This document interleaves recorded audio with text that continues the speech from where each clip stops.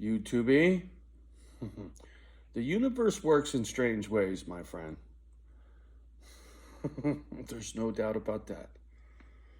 So check this. Yesterday, I went to my neighbor's place of employment. It's a Harley Davidson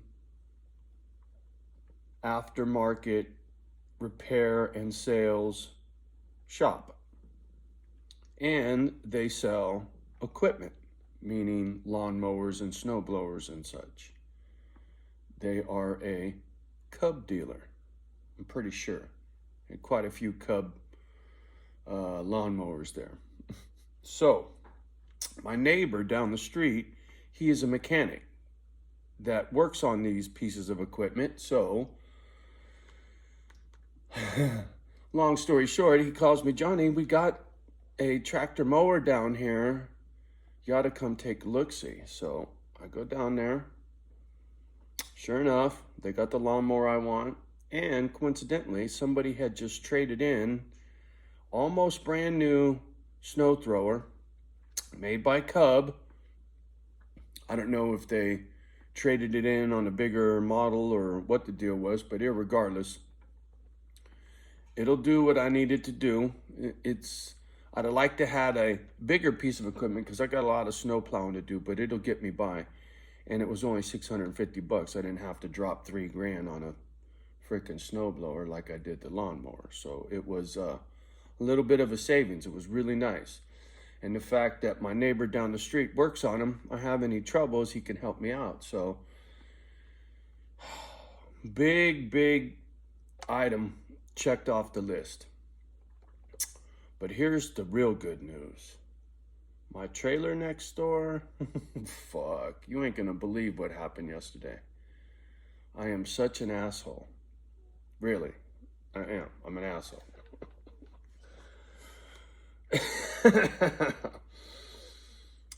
I'm putzing in the house cooking. And I happen to look out the window and I see two trucks in the driveway. And I was like, motherfucker. And it was hot in the house and I'm cooking. I had no shirt on, so I didn't have my rig on, right? And I look out the window and I can't see nobody, but I see two trucks. I'm like, I look out this window, I look out that window. I'm like, where the fuck are they? So I take my pistol, and in the pair of shorts I got on, there's a change pocket and it's huge. So I shove my pistol in that little change pocket, which is in the front, no shirt on, covered in fucking tattoos, and I go outside. And I'm looking around, and then out of the back of the trailer, somebody comes walking out.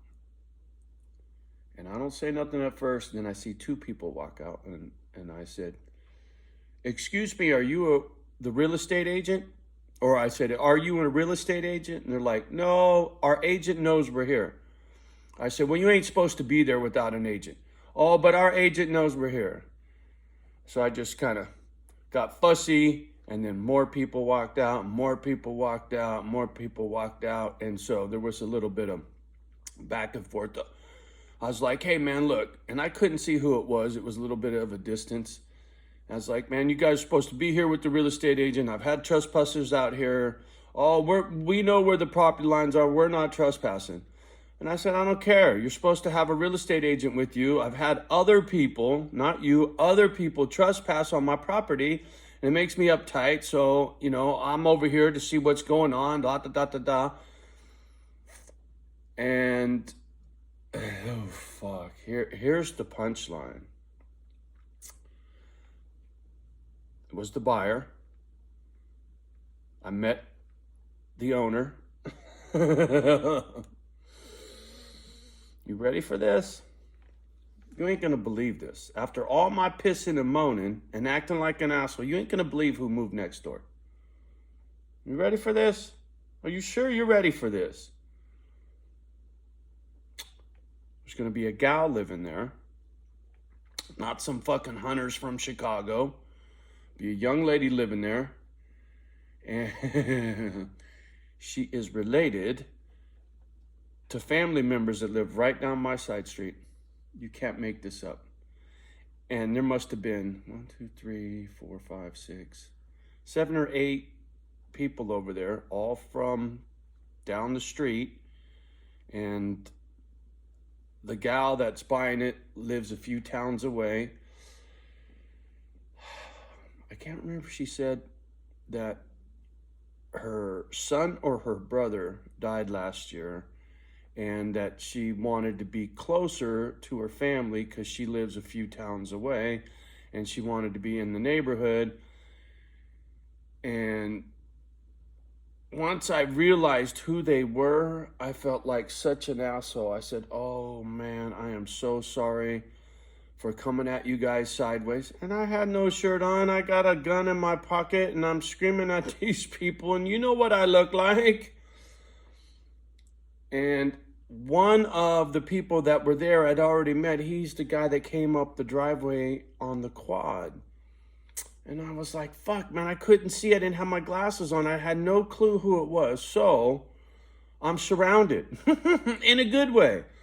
Turns out that this family has heavy equipment and they do, you know, lumber, or one of them's a lumberjack and the this and the that and the blah, blah, blah. And I was like, yeah, I got to get these fields. Oh, we can help you with that. And I need to do, oh, we can help you. I was like, cool. And then the lady, I guess the matriarch, the older gal, she, and I believe they're related to the people who lived here, cousin something, I think. I don't know, but I'm pretty sure, because they sure knew a lot about this property, unless they just worked on it for this family and it's a different family. I really don't know.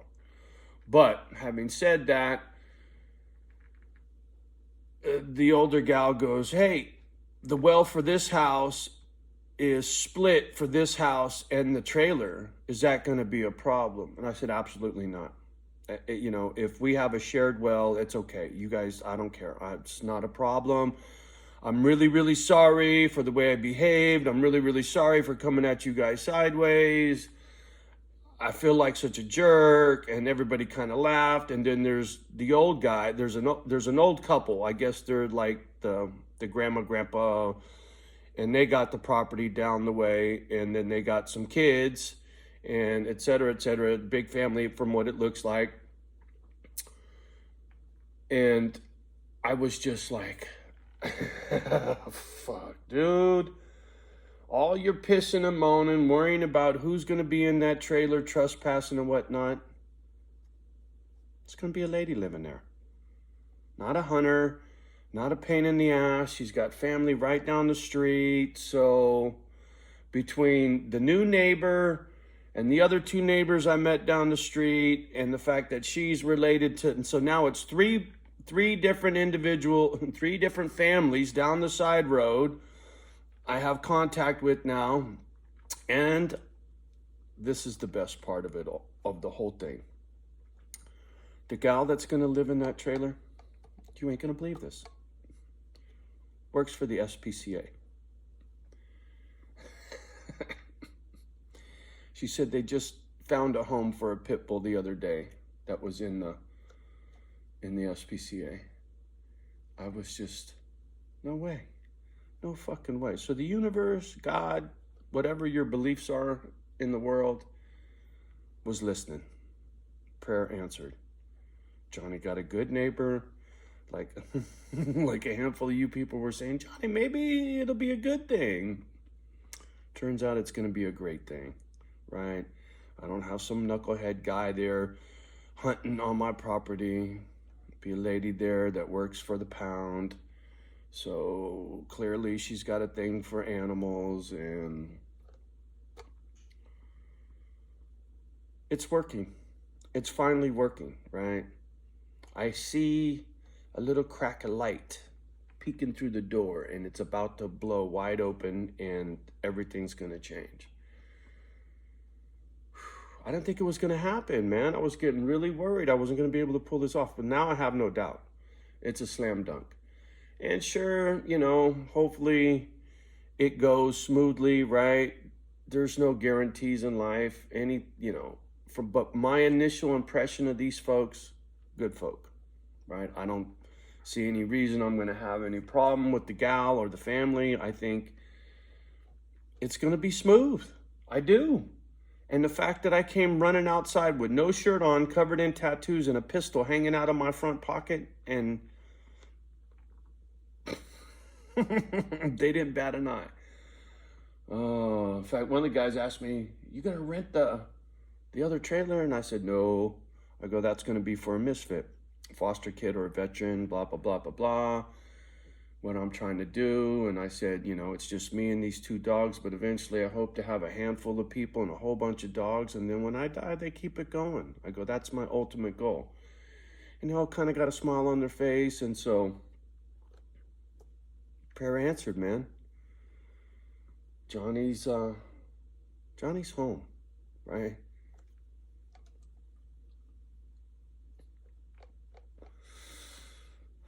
After almost 60 years, I'm home. I don't have to go nowhere no more.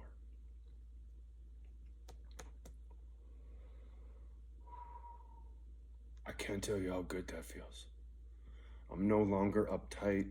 I'm not worried about hanging security cameras, because now if she's there and they're there and the other two neighbors are right down the street, I got all the backup I need. I got plenty of friendly neighbors now that I'm not uptight, right?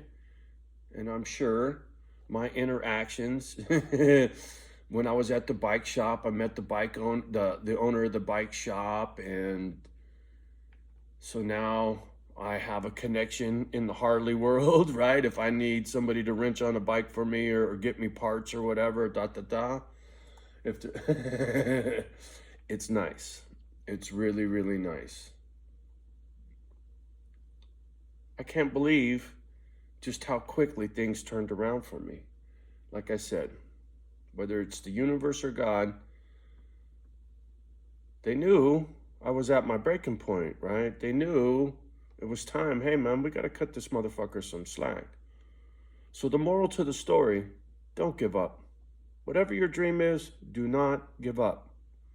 No matter how hard it is, no matter how long it fucking takes, 60 years old, all by myself but these two dogs, dreams do come true.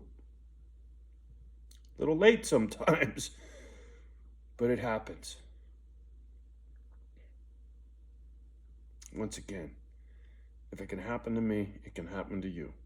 The good, the bad, the ugly.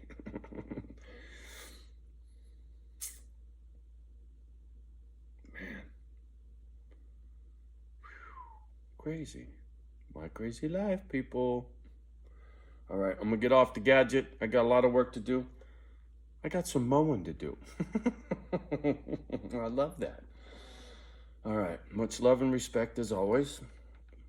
Do me a favor, like, subscribe, and share. Love the ones that love you back, even if they're a salty fuck like me.